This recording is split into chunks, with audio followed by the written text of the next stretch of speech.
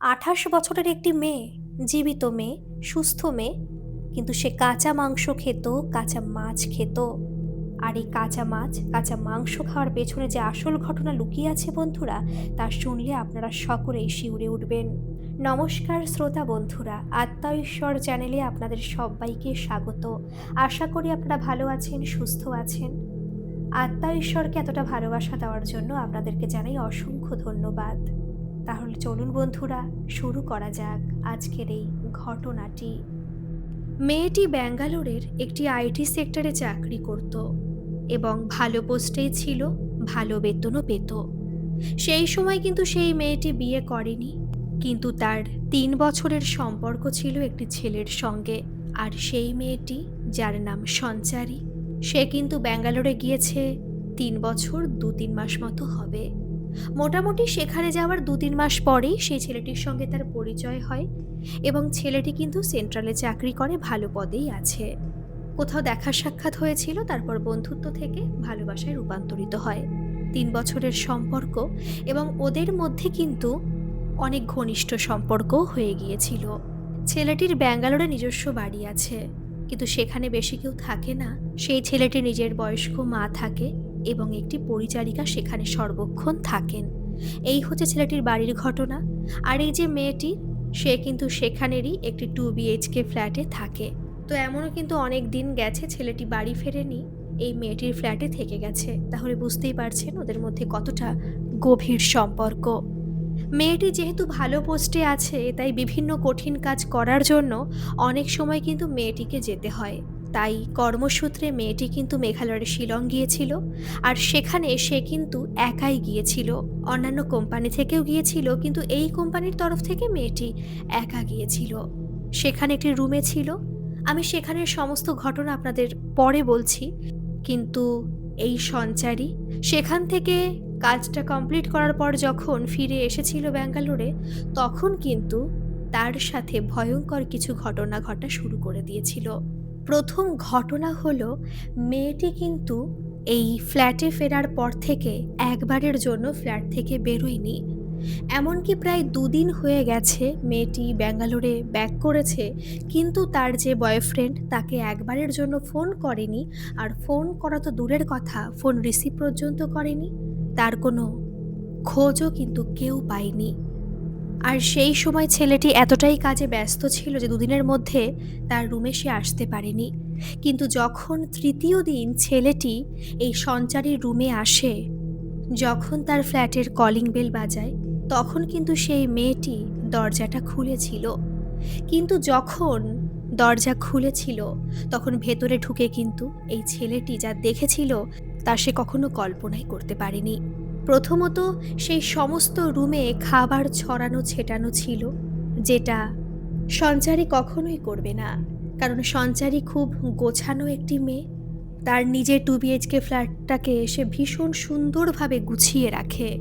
আর সেখানে ছেলেটি যখন লিভিং রুমে প্রবেশ করে, তখন সমস্ত লিভিং রুমে, ঘরের মধ্যে সমস্ত জায়গায় খাবার ছড়ানো ছেটানো রয়েছে।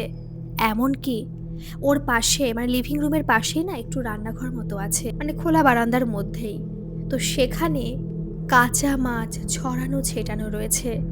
আর সমস্ত ঘরের থেকে একটা দুর্গন্ধ ছড়িয়ে যাচ্ছে সমস্ত দিকে এবং সেই গন্ধ তার নাকে এসেও লাগছে। যেহেতু কাঁচা মাছ ছড়ানো ছেটানো রয়েছে, আর মনে হচ্ছে সেই কাঁচা মাছটাকে কোনো বেড়ালে খেয়েছে। এবার কোনো বেড়াল বলতে কোন বেড়াল? সেটা নিশ্চয়ই সঞ্চারীরই বেড়াল। কারণ সঞ্চারী কিন্তু একটি বেড়াল পোষে অনেক দিন ধরেই। মানে এখানে আসার মোটামুটি 1.5-2 বছরের মধ্যেই সে একটি বিড়াল কিনেছিল, হ্যাঁ কিনেই ছিল। আর তারপর বিড়াল পুষতে শুরু করেছিল।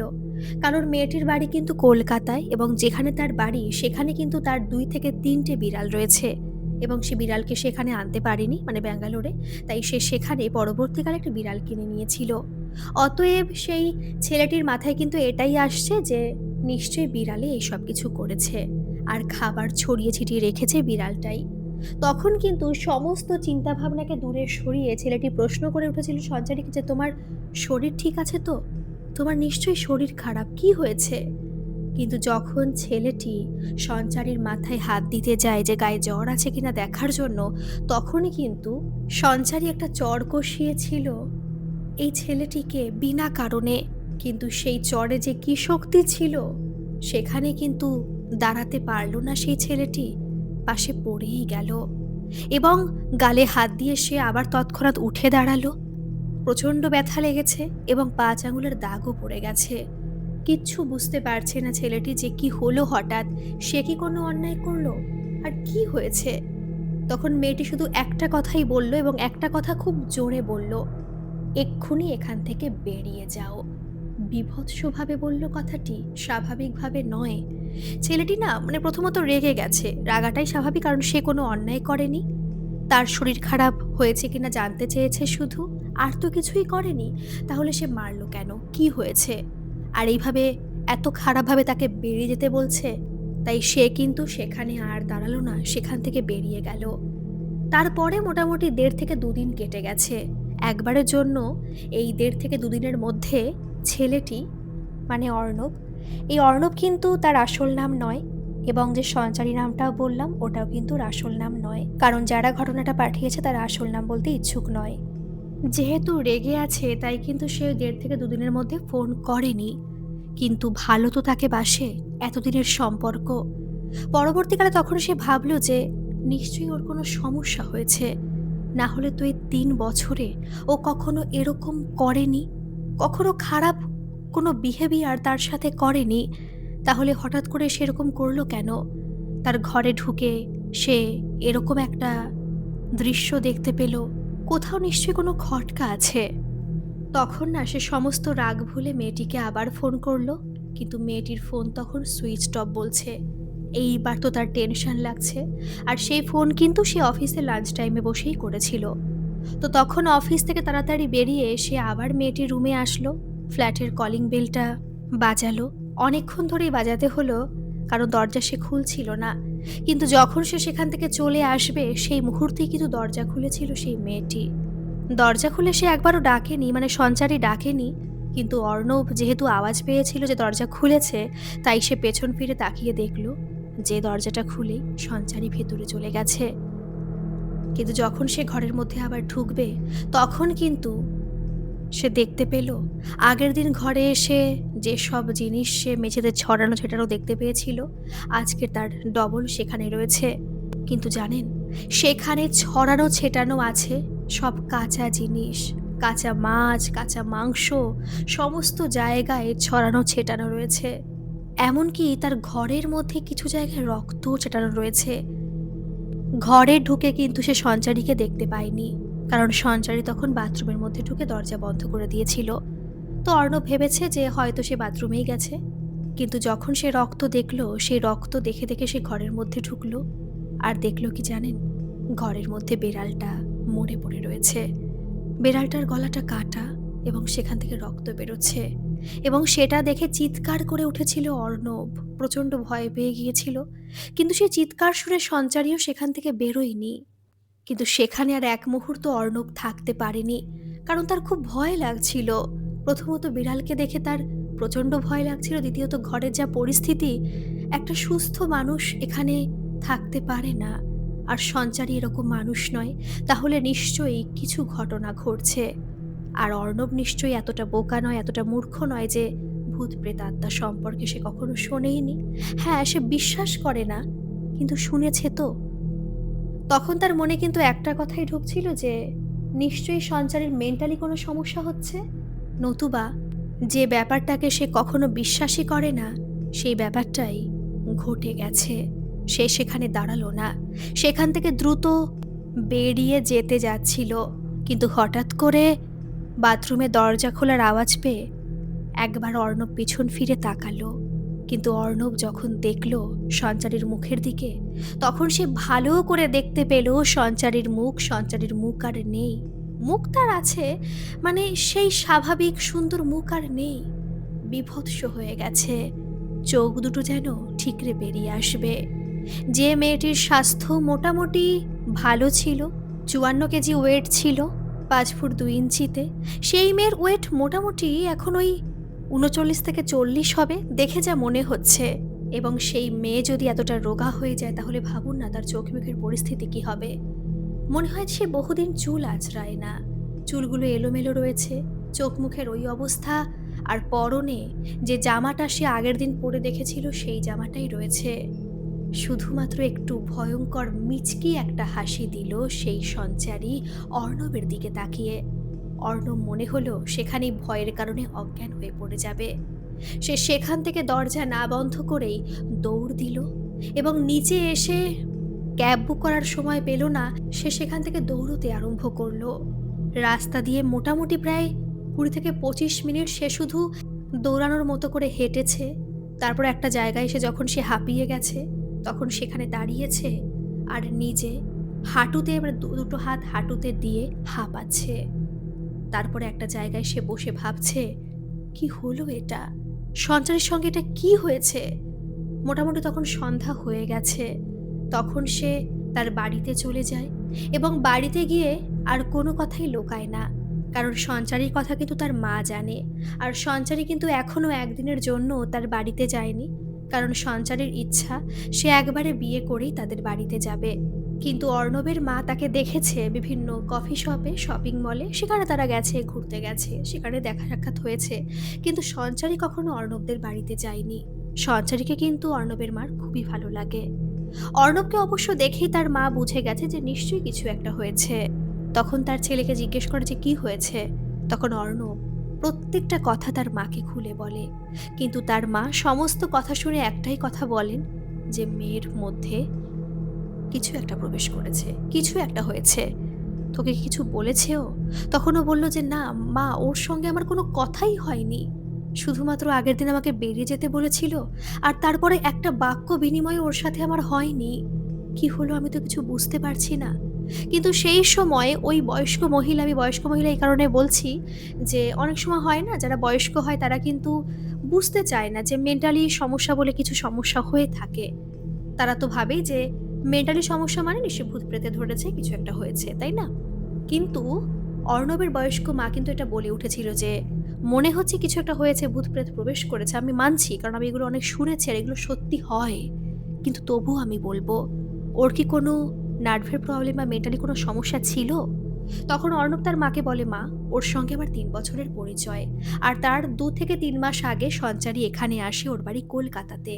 কিন্তু কখনো আমি শুনিনি ওর মুখে যে আগে কখনো এরকম হয়েছে, বা ৩ বছরের মধ্যেও কিন্তু কখনো এরকম ওর হয়নি মা। এখন আমি কি করব, আমি তো কিছুই বুঝতে পারছি না।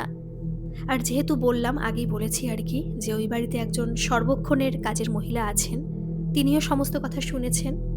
তখন তিনি সমস্ত কথা শুনে তারপরে বলেন যে একটা কথা কি আমি জিজ্ঞেস করতে পারি? আর হ্যাঁ, এই সমস্ত কথোপকথন কিন্তু হিন্দিতেই হচ্ছে, কারণ সঞ্চারী বাঙালি হলে কি হবে, ওরা কিন্তু সবাই হিন্দিভাষী। তো সেই সময় সেই পরিচারিকা নাকি বলে ওঠেন যে এইসব অনেক কথাই আমি শুনেছি, আমরা যেখানে গ্রামে থাকতাম সেখানে একজনের সাথে এরকম ঘটনা ঘটেছে। তারপর আমি অনেক কথাই শুনেছি, নিশ্চয়ই ওই দিদির মধ্যে আত্মা প্রবেশ করেছে। কিন্তু এই সমস্ত কথা শুনেও না বিশ্বাস করতে মন চাইছে না অর্ণবের, কারণ সে প্রথমত এগুলো বিশ্বাস করে না, দ্বিতীয়ত যে এরকম কেন ঘটনা ঘটবে, কি করে ঘটবে, কোথায় গিয়েছিল, এই কথাটা বলেই কিন্তু ওর মনে পড়ে যায় কোথায় গিয়েছিল বলতে তো মেঘালয়ে গিয়েছিল, সেখানে গিয়ে কোনো সমস্যা হলো, আর সেখান থেকে আসার পরেই তো ও এরকম করছে। আর হ্যাঁ, তার মনে পড়ে গেছে মেঘালয়ে গিয়ে সঞ্চারীর সঙ্গে মাত্র ২ বার কথা হয়েছে তার।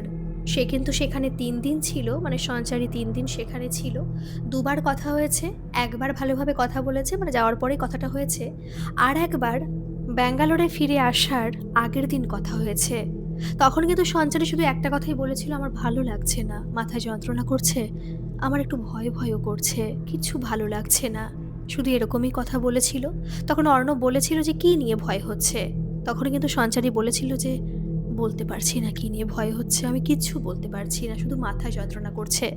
তখন কিন্তু অর্ণব বলেছিল যে অনেক তো কাজের প্রেশার যাচ্ছে, সেই কারণে হয়তো হতে পারে, তুমি একটু ঘুমিয়ে নাও, আর নয় মাথার যন্ত্রণা ওষুধ খেয়ে নাও, তাহলে ঠিক হয়ে যাবে। তারপরে কিন্তু আর কথা হয়নি।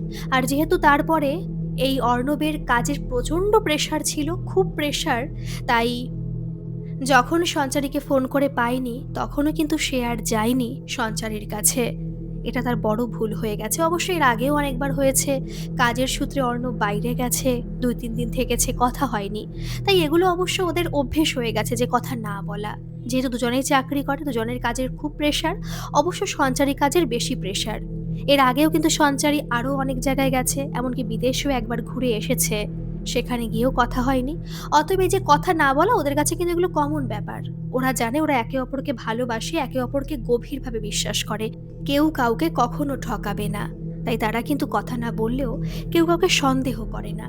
কিন্তু অর্ণবের বড় ভুল হয়ে গেছে, এটা ভেবেছে যেহেতু ও বলছিল শরীর খারাপ আর ফোন ধরছে না, তাহলে অন্তত একবার হলেও ওর কাছে যাওয়া উচিত ছিল। কিন্তু অর্ণবের অফিস থেকে সঞ্চারীর রুম অনেকটাই দূরে। এত কাজের প্রেশারের পরে ওর একবারও ইচ্ছা হয়নি যে সঞ্চারী রুমে সে যাক। কিন্তু ২ দিন পরে সে গেছে, আর তারপর তো সে এগুলো দেখেছে। তখন অর্ণবদের বাড়ির সবাই বলতে অর্ণবের মা এবং যে মহিলা কাজ করেন, তো তারা আলোচনা করে যে তারা ৩ জনেই সঞ্চারীর রুমে কালকে যাবে। আর কালকে যেহেতু শনিবার, অর্ণবের অফিস ছুটিও আছে, তো কালকে সকালেই সেখানে চলে যাবে। তারপরে কিন্তু অনেকবার ফোন করেছে সঞ্চারীকে সেই রাত্রে, কিন্তু phone switched off. Facebook, WhatsApp সেখানেও অনলাইন নেই। মোটামুটি প্রায় অনেক দিন হয়ে গেছে, অনেকদিন বলতে কি ৩ থেকে ৪ দিন, যে সঞ্চারী হোয়াটসঅ্যাপ বা ফেসবুকে আসে না। সেই রাতটা তো কোনো মতে কাটলো, কিন্তু পরের দিন সকাল হলেই কিছু ব্রেকফাস্ট করেই কিন্তু ওরা বেরিয়ে গিয়েছিল সঞ্চারীর রুমের উদ্দেশ্যে। এইবার অফিস থেকে তো ওই যে বললাম সঞ্চারীর রুমটা অনেক দূর, আর অর্ণবের বাড়ি থেকেও কিন্তু অনেকটাই দূর, মানে অফিস থেকে আরও দূর সঞ্চারীর বাড়ি। কিন্তু তবুও যেতে হবে। ওরা কিন্তু একটা গাড়ি বুক করেছিল, তারপর সঞ্চারীর ফ্ল্যাটে এসে উপস্থিত হয়েছিল। অনেকবার কলিং বেল বাজানো হয়, কিন্তু ভেতর থেকে কেউ দরজা খোলে না। অর্ণব কিন্তু তার মাকে বলে যে মা ওয়েট করো, আগের দিনও অনেকক্ষণ কলিং বেল বাজিয়েছিলাম, তারপর দরজা খুলেছিল, আজকে হয়তো তাই করবে।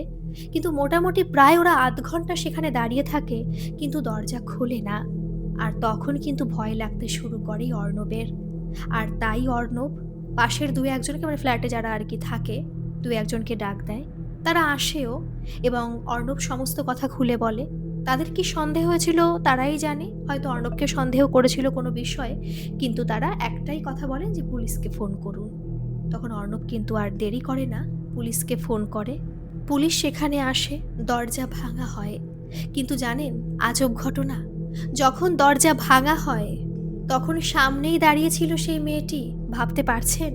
এবং যখন দরজা খুলে পুলিশ আগে যায়, তখন তার উপরেই হামলে পড়ে সেই মেয়েটি। এটা দেখে লেডি কনস্টেবলরা ওকে আটকে রাখে। অর্ণব ওরা কিছু বলতে পারে না, ওরা হতভম্ব হয়ে সেখানে দাঁড়িয়ে রয়েছে। সমস্ত ঘরের অবস্থা দেখে অর্ণব তো শিউরে উঠেছে। অবশেষে আগেও দেখেছিল এরকম, কিন্তু আজকে আরও বেশি হয়েছে। কিন্তু যারা সেখানে নতুন এসেছে তারা দেখে তো একেবারে অবাক হয়ে গেছে।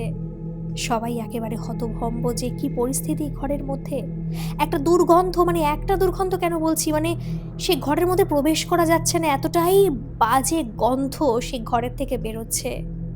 যখন ঘর তল্লাশি করা হয় তখন দেখে সেখানে বিড়াল মরে পড়ে রয়েছে, তার দেহ থেকে প্রচণ্ড পরিমাণে গন্ধ আসছে, আর মাংস মাছ তো সেখানে আছেই। তখন সে মেয়েটিকে ঘরের মধ্যে থেকে বাইরে আনা হয়।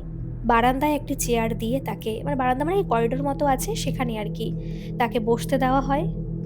সে সেখানে বসতে চায় না, সে পাগলের মতো করতে থাকে। সে বারবার করে যাকে পায় তার দিকে হামলে পড়তে থাকে। তাকে লেডি কনস্টেবলরা শক্ত করে ধরে রাখে, ধরে অবশ্য রাখে, ছাড়াতে পারে না মেয়েটি। কিন্তু এতটাই সে পাগলের মতো করতে থাকে যে লেডি কনস্টেবলও তার সঙ্গে পারে না, তাদের কষ্ট হয়ে যায়। শেষ পর্যন্ত কিন্তু একজন মেল কনস্টেবলও তাকে ধরে। কিছু করার নেই, কারণ তার শক্তির সঙ্গে ওরা কেউ পেরে উঠছিল না। সমস্ত ঘর তল্লাশি করা হয়, তেমন কিছুই পায় না। শুধুমাত্র বিড়ালটা মরে পড়ে রয়েছে এবং স্পষ্ট বোঝা যাচ্ছে কোনো ধারালো অস্ত্র দিয়ে সে বিড়ালটাকে মেরে ফেলেছে। আর কে মেরে ফেলবে? নিশ্চয়ই মেয়েটি মেরে ফেলেছে। তারপর আর কি, গাড়িতে তুলে কিন্তু মেয়েটিকে পুলিশ স্টেশনে নিয়ে যাওয়া হয়। সেখানে অবশ্য সেই যে অ্যাপার্টমেন্ট সেখানকার একজন মানুষ যায় এবং অর্ণব যায়। অর্ণবের মা আর যেই মানে কাজের মহিলা কাজ করেন না অর্ণবদের বাড়িতে, তিনি আর যান না। তারা গাড়িতে করে আবার বাড়ির উদ্দেশ্যে রওনা দেয়। কিন্তু পুলিশ স্টেশনে যাওয়ার পরে সে মেয়েটি কিছুই বলে না, পাগলের মতো করতে থাকে এবং তাকে ছেড়ে দেওয়া মানেই সে যাকে পাবে তাকেই মারতে থাকে। অর্ণবকে সমস্ত কিছুই জিজ্ঞেস করা হয়। অর্ণব তখন যা যা জানে সমস্ত কিছুই সত্যি বলে, কিন্তু এর ব্যাখ্যা ওরা খুঁজে পায় না। মেয়েটির কোনো দোষ খুঁজে পায় না। হ্যাঁ, একটাই দোষ, সে এক নিরীহ পশুকে হত্যা করেছে। এটা সত্যি অনেক বড় অন্যায়, কিন্তু তবুও তাকে শাস্তি ওরা দিতে চায় না, কারণ মেয়েটার পরিস্থিতি এখন ঠিক নয়। মেয়েটা অসুস্থ, তাকে দেখে বোঝাই যাচ্ছে। তখন তারা সবাই ডিসাইড করে যে মেয়েটাকে সাইকিয়াট্রিস্টের কাছে নিয়ে যাবে, এবং সেই সাইকিয়াট্রিস্ট কিন্তু ওদের পুলিশ প্রশাসনের মধ্যেই পড়ে। সেখানে নিয়ে যায়, তাকে হাত করা পরানোই থাকে, কিন্তু সে মেয়েটি কোনো উত্তর দেয় না। মানে সঞ্চারীর মুখ থেকে ওরা কেউ কোনো উত্তর বের করতে পারে না, সে চুপচাপ থাকে। শেষমেশ কি করবে আর পুলিশ প্রশাসন? কোনো কিছুই আর তারা করতে পারে না। অর্ণবকে ফোন করা হয়, তারপর কিন্তু অর্ণবের সঙ্গেই ওকে পাঠিয়ে দেওয়া হয়। কিন্তু এখন সে আর পাগলামি করছে না, তার চুলগুলো ছড়ানো ছেটানো রয়েছে, মানে আঁচড়ানোও যাবে না, যেহেতু অনেকদিন আঁচড়ায় না তো। আর খুব খারাপ পরিস্থিতি। তো সেইভাবে যখন গাড়িতে বসায় মেয়েটাকে, তখন কিন্তু সে চুলটাকে ধরতে গিয়েছিল, আর তখনই বীভৎসভাবে চোখ বড় করে তাকিয়ে উঠেছিল সেই সঞ্চারী অর্ণবের দিকে। অর্ণব অবশ্য প্রচণ্ড ভয় পেয়ে গিয়েছিল, সে আর কিছু বলেনি। যেহেতু সঞ্চারী আর পাগলামি করছে না, তাই ভালোই ভালোই তাকে বাড়ি নিয়ে যেতে পারলে হয়। তো সত্যি ভালোই ভালো তাকে বাড়ি নিয়ে গিয়েছিল। অর্ণবের মা দেখে কিছু বলেনি, তাকে ঘরের মধ্যে নিয়েছিল। অর্ণব দাদের কিন্তু দোতলা বাড়ি, উপরের একটা ঘরে ওকে রাখা হয়েছিল এবং দরজা কিন্তু লক করে দিয়েছিল। আর তারপর যে মহিলা ওই বাড়িতে কাজ করেন, তাকে অর্ণব সরাসরি জিজ্ঞেস করলো যে, তুমি যে দিদি বলছিলে যে তোমাদের ওখানে অনেক কিছু হয়েছে, তোমার কি এরকম কোনো জানাশোনা কেউ আছে যে এই সব কিছু সম্পর্কে বুঝতে পারবে এবং এর সুরাহা করতে পারবে? তখন তিনি বলেন, আমার তো জানাশোনা কেউ নেই, কিন্তু আমাদের পাড়ায় কয়েকজনের নাম্বার আমার কাছে আছে, ওদের কাছে আমি ফোন করে জিজ্ঞেস করতে পারি। তখন সেই মহিলাটি কিন্তু ফোন করে জিজ্ঞেস করে, এবং তার মধ্যে থেকে একজন বলে ওঠে যে হ্যাঁ, তার চেনাশোনা একজন আছেন এবং তিনি খুব ভালো এইসব বিষয়ে জানেন এবং অনেক সমাধান করতে পারেন। তখন সেই পরিচারিকা মাসি অর্ণবকে সমস্ত কথা বলে, এবং অর্ণব সেই গ্রামে গিয়ে কিন্তু তাকে নিজে গাড়িতে করে নিয়ে আসে, মানে গাড়ি বুক করেও, নিজস্ব কোনো গাড়ি ছিল না, সেখানে নিয়ে আসে। মোটামুটি এটা করতে কিন্তু দুদিন মতো লেগে যায়, কিন্তু এই দুদিনের মধ্যে অর্ণবদের বাড়িতে তো কুরুক্ষেত্র চালু হয়ে যায়। কারণ এই যে সারাটা রাস্তা সঞ্চারী চুপচাপ ছিল, কিন্তু সেই বাড়িতে প্রবেশ করার পরে, মানে কিছুক্ষণ পরে সে পাগলামি শুরু করে আর বলে, আমাকে খেতে দাও, আমার খিদে পেয়েছে। অর্ণবের মা কিন্তু যা রান্না হয়েছিল সেগুলো তাকে খেতে দিয়ে আসে, কিন্তু সে সেই সমস্ত খাবার, যেহেতু মানে কাচের প্লেট ছিল, সেগুলো ছুঁড়ে ফেলে দেয় এবং ভেঙে চুরে সেগুলো তছনছ হয়ে যায়।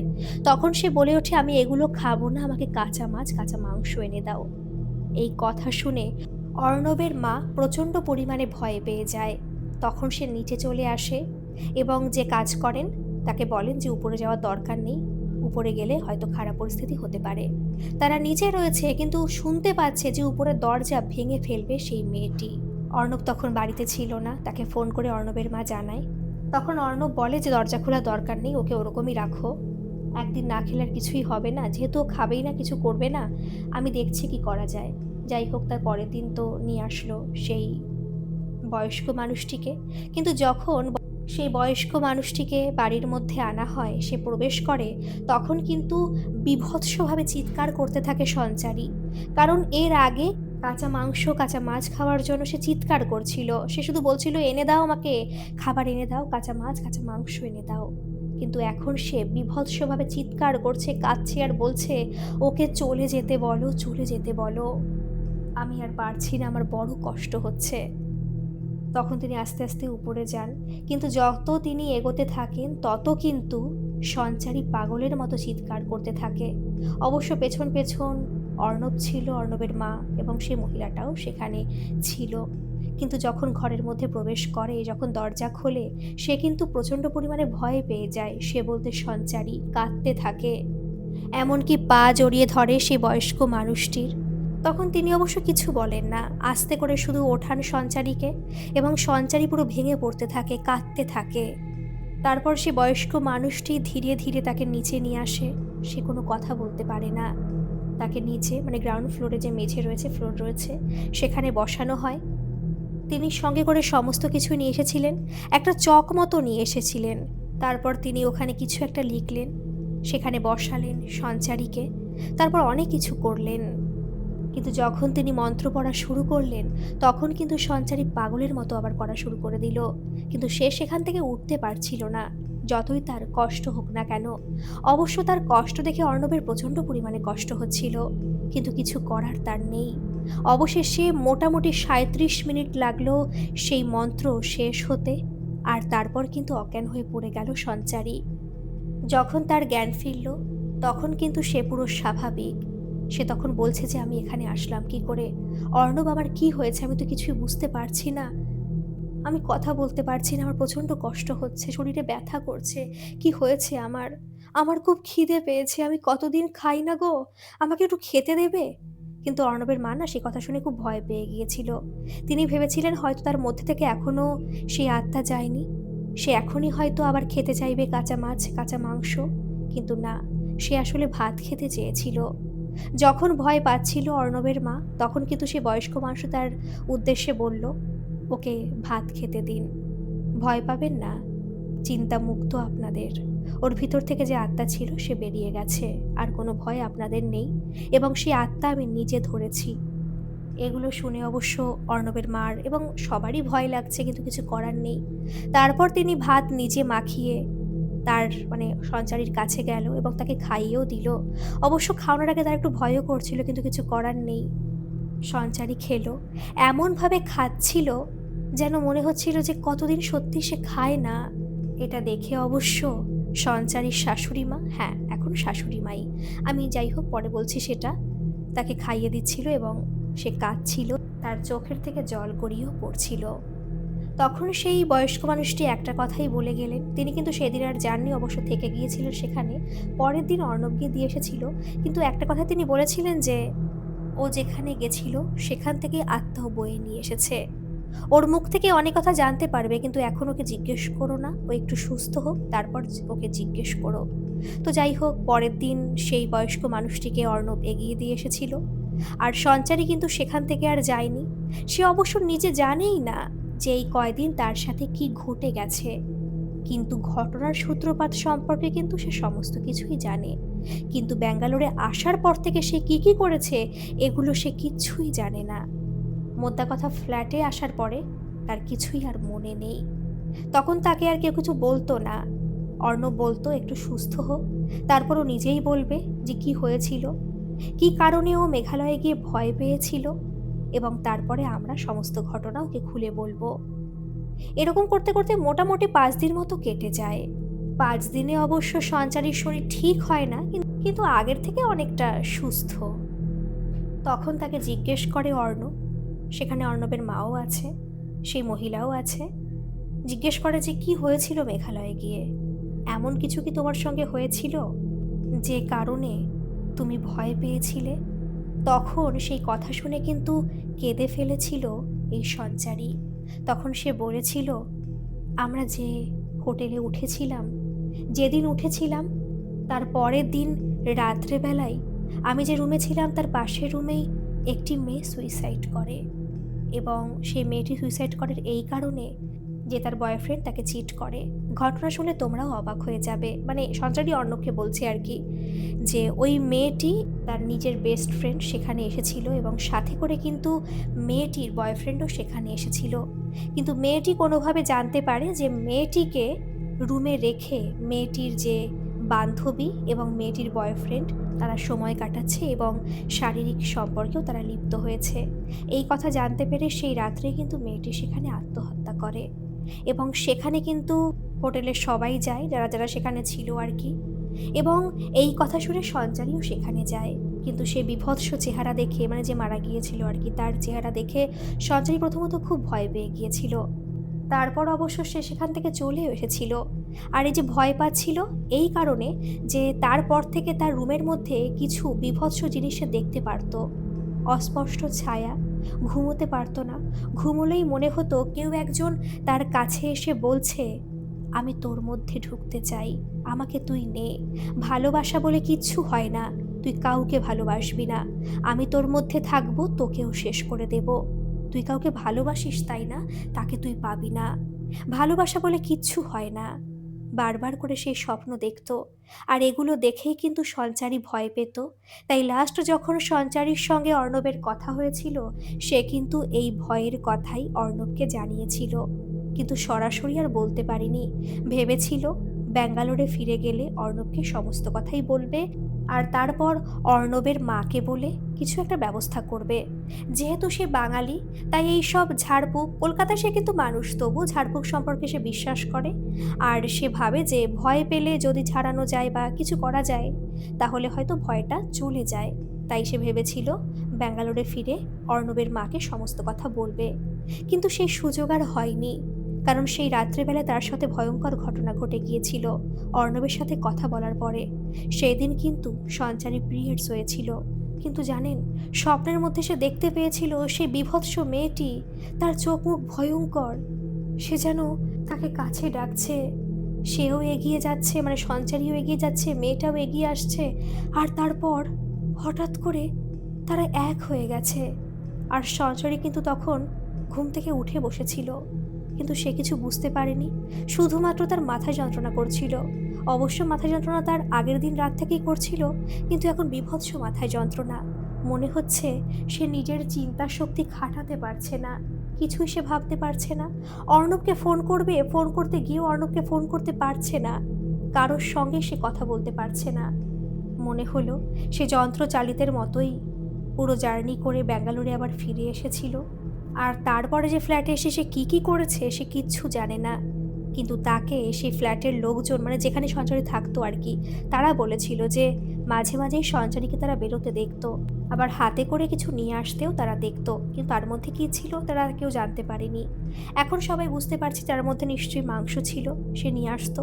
কিন্তু সে কিভাবে নিয়ে আসতো, তার ব্রেন কিভাবে কাজ করতো, এটাও কিন্তু একটা বড় প্রশ্ন। তখন সমস্ত কথা শুনে অর্ণব তাকে বলে, তুমি কি কি করেছো? সঞ্চারীকে কিন্তু অর্ণব সমস্ত কথাই খুলে বলে। অবশ্য এগুলো শুনে সঞ্চারী কাঁদতে থাকে, অর্ণবকে জড়িয়ে ধরে। অর্ণব তখন বলে এখন কোনো আর সমস্যা নেই, কিছুই আর হবে না। তখন তারা সিদ্ধান্ত নেয় সেখানে বসে যে খুব তাড়াতাড়ি অর্ণব এবং সঞ্চারী বিয়ে করবে।